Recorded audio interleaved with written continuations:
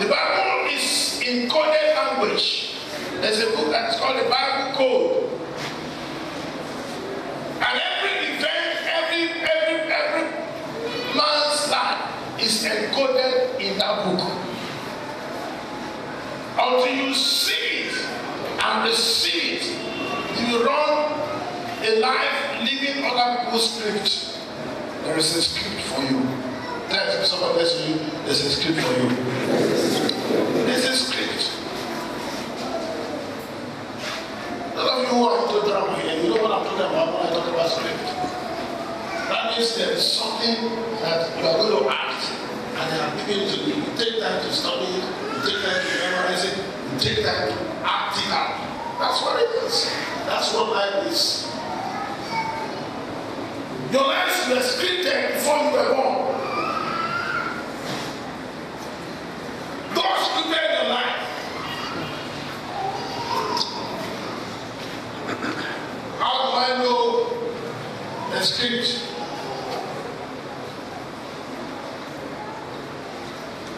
How do I find my script? How do I find my worship?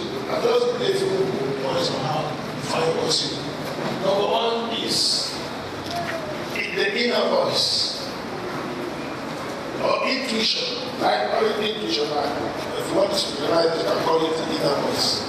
But intuition, that is an inner awareness of knowing that this is who I am. This is what I should do.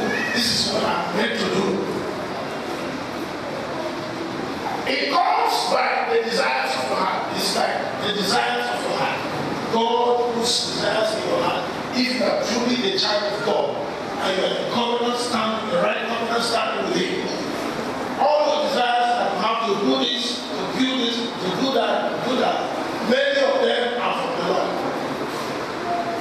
But it takes spiritual maturity for you to discern which one is from the Lord. And that's why you need to grow up as a child of God. You can't remain a baby all your life. Otherwise, if you don't grow up, you will never understand this. Spiritually, materially, you will never. There's any blessing that will not come to you. But those blessings will kill you. The blessings of the Lord comes to us in weights and measures. So you know it within yourself. You know that this is God will brought you by His Spirit. That this is my destiny. This is what I should do. That's the one of the desires of the heart. God is committed to fulfill the desires of our hearts. Amen. Number two is the angry voice. The angry voice. Now what do I mean by angry voice? Angry voice is the voice of what causes you pain. The voice of that thing which gives you a warning. You see something you don't like and it causes you pain. It makes you cry. That's the angry voice. There's some people whose angry voice would be injustice. Anywhere they see injustice like Moses, they cry. They want to right the wrong. That's the voice speaking to you. Now, that is God is calling you into an area of like intercession or being an advocate, maybe a lawyer or whatever. Amen. So that you can right the wrongs that are being done to people. The angry voice is a body that's upon you. For example, mommy has a vision or a dream of being a medical doctor. She had it as a young girl to be a medical doctor. So she went to read zoology. After reading zoology, she found that it was not easy for her to just get admission in medical school. So she just talked as a friend. So when we got to the United States, she still was thinking of medicine. But suddenly she now realized that she would do something in our hospital administration and management. And that equips you to own your own hospital. And so she began to do the master's program in it to be equipped to run the hospital. So I told her, I said, the fact that you're a doctor doesn't guarantee that you can own a hospital. You have to work for somebody. But if you have the techniques, the knowledge, the skill of running a hospital, then you can own one and hire doctors. I said that's the way you can fulfill your dream of healing people that are sick, giving them assistance. Because if you're a doctor, you're working for somebody else, you don't have the authority to dispense the drugs or to do whatever you like. But if you are the owner of the hospital, you can decide to say, oh, I will give free treatment to so great people. Praise the Lord. And that's an angry voice. When you see somebody that is sick, feel pain, know that God is calling you into a healing arena, into a healing ministry, into a healing business, whether as a medical doctor or as someone like Benny. Moses, was driven by an angry voice. You remember Moses was seen as an Egyptian. Everybody knew Moses as an Egyptian. That's how he was known. But one day he saw an Egyptian, fighting with the Hebrew. And he killed the Hebrew. Sorry, he killed the Egyptian. Buried the Egyptian. He thought that nobody knew about it.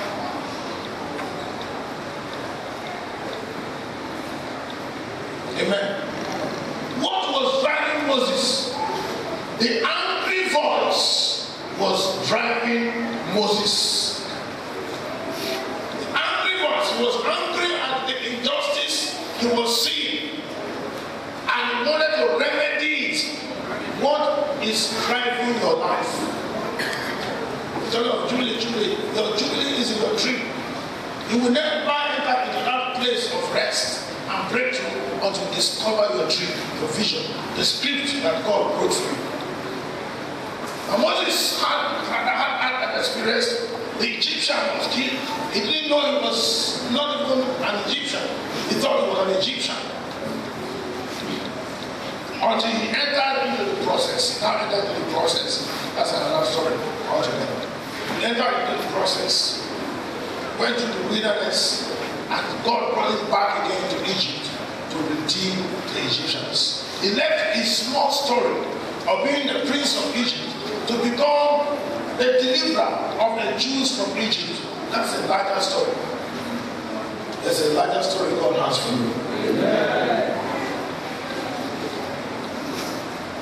The other voice that can help you to see a dream, not a dream, is the successful voice. The successful voice. The pastor I was ministering, the bishop I was ministering for in Lagos is the Church of God Mission pastor. Came from Church of God Mission. That was his root. And I gave him this story. When our Bishop Betsy Elsa started ministry, he was a flamboyant, dynamic, Holy Ghost anointed young man. There was no way he couldn't stop like him. He was like him. Trying to say, even don't believe they admired him. That's why he was the voice. And he was a successful voice. I remember the day I told my father I was going to preach. I was going to be a pastor. He said, brother, I like Archbishop Dausa. That's exactly what my father said. He said, brother, you are like Archbishop Dausa. Whatever he meant by that, I don't know. But at least that meant that the man was a role model. He stood out as a pastor. He stood out as a minister. That's a successful voice. I've talked about Bishop Wedebu. That's successful voice. And because of the successes of these men, many people who were not even called into ministry were attracted to ministry. There are some of them who were just attracted by reason of what they saw in these men. But there's some of them who had the main call, but they didn't know that they had a call. And because of the successes they saw in the lives of these two great men, they went to ministry, and today God has blessed them. That's the power of successful voice. And so you can catch a vision by a successful voice. You see somebody that you admire, you like what he's doing, he becomes a role model or a mentor to you. You see him and you want to do what he has done. And that becomes the drive that pushes you into that dimension of life, business, or ministry, whatever it is. It pushes you into that area.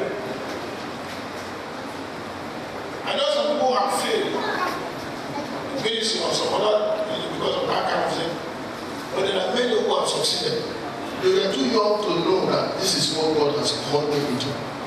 When they saw models, they saw symbols of success and were attracted to it.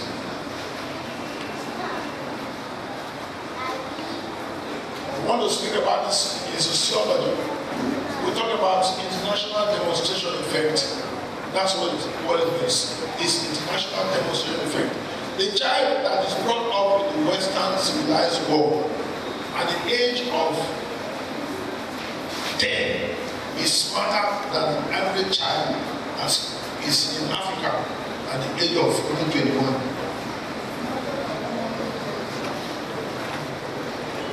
Because of a demonstration effect, they have access. A little child, they have access to 24 hours of television. If he has good parents and they're able to monitor him, he watches good television, and you learn a lot from those media. A lot of things. The environment speaks to you. You see edifices, you see beautiful places and all that, and you are prepared to want to be in those places. Now, that's a demonstration effect. For instance, me, I was not a child, I was already an adult. I went to a share seminar. When I got to share seminar in I think that was 92 or 1991. That was my first time being in any share restoration. The place was very beautiful, the environment was so clean, and I was wondering, this is not people who are working here. The people who work here, they're not more intelligent than myself. I said, Lord, if I'm going to walk again for anybody, I walk in a place like this. And I ended up walking in share. Just like that. Because I had a desire and I had a dream. What is your dream? Your dream is your dream. If you don't have a dream, there's nothing that God is going to fulfill in your life. You are just living an empty life. Like I said, you are just a living corpse. You are already dead, you are just waiting for it to become official.